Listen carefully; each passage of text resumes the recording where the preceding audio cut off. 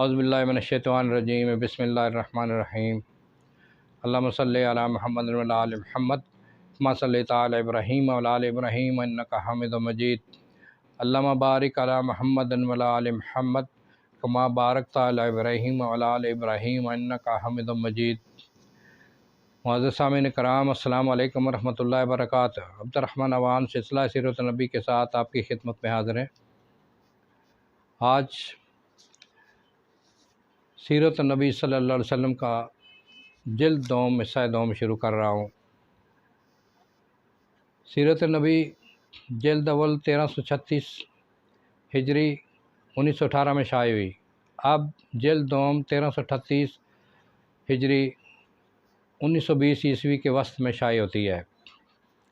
پہلی جلد نبوت کے پورا شعب عہد غزوات پر مشتمل تھی اور دوسری جلد نبوت کی 100 سالہ امن کی زندگی کی تاریخ ہے۔ نبوت کی بس تو 100 سالہ زندگی میں پہلی جلد 20 سال کے کارناموں کا مجموعہ تھی، اور یہ جلد بقیہ آخری 3 سال کے واقعات کا ذخیرہ ہے، اور اس کے بعد اخلاق و شمائل و شریفہ اور ازواج مطہرات اور اولاد اکرام کا تذکرہ ہے۔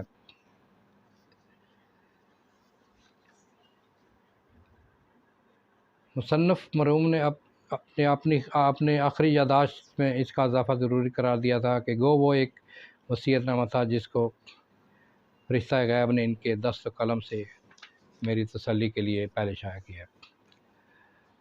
اسلام کی امن کی زندگی سن 9 ہجری، 10 ہجری اور 11 ہجری۔ قیام امن، اشاعت اسلام، تأسیس خلافت و تکمیل شریعت۔ عرب کی عام بد امنی۔ گزشتہ ابواب پڑھ لینے کے بعد یہ حقیقت محتاج بیان نہیں رہتی کہ اس وقت گو فطری صلاحیت اور استعداد کی روح سے عرب کا ذرہ ذرہ ستارہ تھا، لیکن وہ کسی ایک نظام شمسی کے تابع نہ تھا۔ یوں تو تمام جزیرہ عرب ایک واحد ملک اور ایک متحد قوم تھا، تاہم نہ تو کبھی تاریخ نے اس کے ملکی اور قومی اتحاد کا نشان دیا، اور نہ سیاسی حیثیت سے کسی زمانہ میں تمام عرب ایک پرچم کے نیچے جمع ہوا۔ جس طرح گھر گھر کا الگ الگ خدا تھا، اسی طرح قبیلہ قبیلہ کے جدا جدا رئیس تھے۔ ملک کا ذریعہ معاش غارت گری کے بعد فقط تجارت تھی، لیکن تجارت کے قافلوں کا ایک جگہ سے دوسری جگہ تک گزرنا محال تھا۔ ہیرا کے عرب بادشاہ اگرچہ شمالی عربستان میں اثر و اقتدار رکھتے تھے، تاہم ان کا تجارتی سامان بھی عکاظ کے بازاروں میں بآسانی نہ پہنچ سکتا تھا۔ شہور حج عملاً عرب کے مقدس مہینے تھے۔ باہمی ہمہ لڑائیوں کے جواز کے لیے وہ کبھی بڑھا اور کبھی گھٹا دیے جاتے تھے۔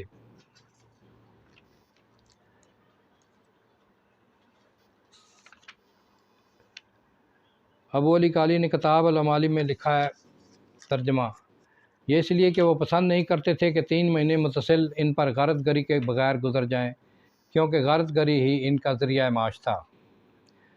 بہت سے جرائم پیشہ قبائل کے ذریعہ معاش کے لیے یہی موسم بہار تھا۔ مکہ کے آس پاس اسلم و غفار وغیرہ قبائل آباد تھے جو حاجیوں کا اسباب چرا لینے میں بدنام تھے۔ طے نہایت ممتاز اور نامور قبیلہ تھا، لیکن دردان طے بھی اپنی شہرت میں ان سے کم نہ تھے۔ سلیق ابن سلقہ اور تابت شرح عرب کے مشہور شاعر، لیکن ان کی شاعری کا تمام تر سرمایہ صرف اپنی چوری اور ہیلا گری کے کارناموں پر فخر کرنا تھا۔ ملک میں اضطراب اور بد امنی کا یہ حال تھا کہ عبد القیس جو بحرین کا ایک طاقتور قبیلہ تھا، سن 5 ہجری تک مصر قبائل کے سوا اور مہینوں میں حجاز کا رخ نہیں کرتا تھا۔ فتح مکہ کے بعد بھی جب ملک میں سکون شروع ہو چکا تھا، مدینہ سے مکہ تک سفر خطرناک تھا، اور اب بھی لوگ ڈاکے ڈالتے تھے۔ ہجرت کے 5-6 برس کے بعد شام کے تجارتی قافلے دن دہاڑے لوٹ لیے جاتے تھے، یہاں تک کہ کبھی کبھی خود دارالسلام کے چراگاہوں میں بھی چھاپے مارے جاتے تھے۔ حضرت صلی اللہ علیہ وسلم جب لوگوں کو ملک کے امن و امان کی بشارت دیتے تھے کہ ایک زمانہ آئے گا جب ہیرا سے ایک خاتون محمل نشین تنہا سفر کرے گی اور خدا کے سوا کسی کا خوف نہ ہوگا، تو لوگوں کو تعجب آتا تھا۔ سن 9 ہجری میں ایک شخص نے آ کر شکایت کی کہ میرا مال ڈاکوؤں نے لوٹ لیا۔ آپ صلی اللہ علیہ وسلم نے فرمایا کہ عنقریب وہ زمانہ آئے گا جب مکہ کو قافلہ بے نگہبان جایا کرے گا۔ اتنے بڑے ملک میں صرف حرم کی سرزمین ایسی تھی جہاں لوگوں کو اطمینان میسر آ سکتا تھا، چنانچہ خدا نے قرآن مجید میں اہل مکہ پر اپنا سب سے بڑا احسان یہی جتایا تھا، فَلْيَعْبُدُوا رَبَّ هَٰذَا الْبَيْتِ الَّذِي أَطْعَمَهُم مِّن جُوعٍ وَآمَنَهُم مِّن خَوْفٍ۔ سورۃ قریش۔ ترجمہ: ان کو چاہیے کہ اس گھر کے مالک کو پوجیں جس نے ان کو بھوک میں کھانا دیا اور بد امنی کو دور کر کے امن بخشا۔ سورۃ عنکبوت میں اللہ تعالیٰ فرماتے ہیں، کیا یہ نہیں دیکھتے کہ ہم نے ایک امن والا حرم ان کے لیے بنایا؟ اس کے باہر بد امنی کا یہ عالم ہے کہ اس کے چاروں طرف سے آدمی اچک لیے جاتے ہیں۔ خود اسلام کا کیا حال تھا؟ حضرت صلی اللہ علیہ وسلم عام الحزن کے بعد 3 برس تک متصل تمام قبائل کے سامنے اپنے آپ کو پیش کرتے رہے کہ مجھے امان میں لے کر صرف اتنا موقع دلا دو کہ خدا کی آواز کو لوگوں تک پہنچا سکوں، لیکن کوئی حامی نہیں برتا تھا۔ تمام مسلمان عرب کی فضا میں سانس تک نہیں لے سکتے تھے۔ تلاش امن کے لیے افریقہ اور حبش کے ریگستانوں میں مارے پھرتے تھے۔ جو عرب میں رہ گئے تھے وہ ہدف مظالم گنگو تھے۔ قرآن مجید مسلمانوں کی اسی حالت کا ذکر ان آیات میں کرتے ہیں۔ سورۃ انفال۔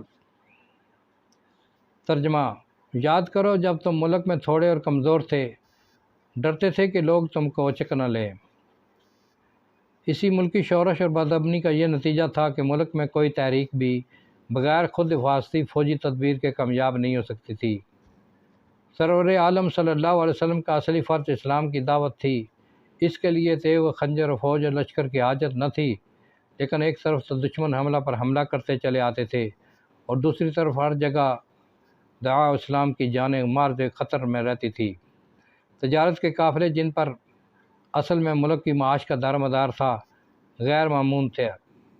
چنانچہ اس قسم کے تفصیلی واقعات غزوات نبوی کے اسباب و انواع میں گزر چکے ہیں۔ بیرونی خطرات کیا تھے؟ بہرحال یہ تو ملک کی اندرونی حالت تھی، بیرونی خطرات بھی کچھ کم نہ تھے۔ ملک کے تمام سرسبز و زرخیز صوبے روم و فارس اور 2 عظیم کے پنجہ میں تھے۔ تقریباً 60 برس سے ایرانی یمن، عمان اور بحرین کے مالک بن گئے اور ان کے زیر اقتدار برائے نام عرب رؤسا حکمران تھے۔ حدود عراق میں آل منظر کی حکومت کو مٹا کر ایرانیوں نے اندرون ملک میں بھی پیش قدمی شروع کر دی تھی۔ حجاز میں اسلام کی جو تحریک پھیل رہی تھی اس کو بھی وہ اپنے ہی حدود میں سمجھتے تھے۔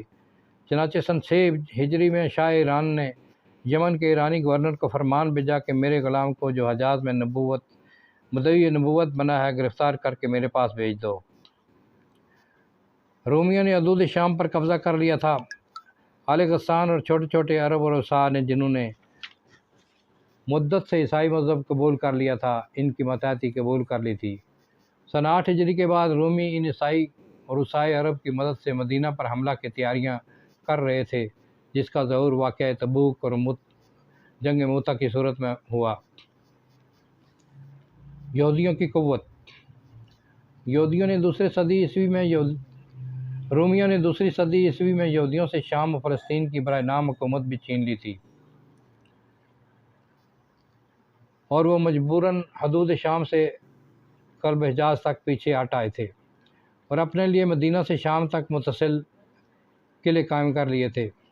یہ مقامات ان کے جنگی استحکامات بھی تھے اور تجارتی گودام بھی۔ ونکریزا، کینکا، خیبر فدق، تماداری، القرا وغیرہ ان کی بڑی بڑی چھاونیاں تھیں۔ قرآن مجید میں حسب ذیل آیت میں یہودیوں کے انہی قلعوں کی طرف اشارہ ہے۔ سورۃ حشر۔ ترجمہ: اور وہ قلعہ بند آبادیوں میں یا دشت کے نیچے چھپے بغیر یوں مل کر مقابلہ نہیں کر سکتے۔ سورۃ احزاب۔ خدا نے ان یہودیوں کو جنہوں نے ان کی مدد کی تھی ان کے قلعوں سے اتارا۔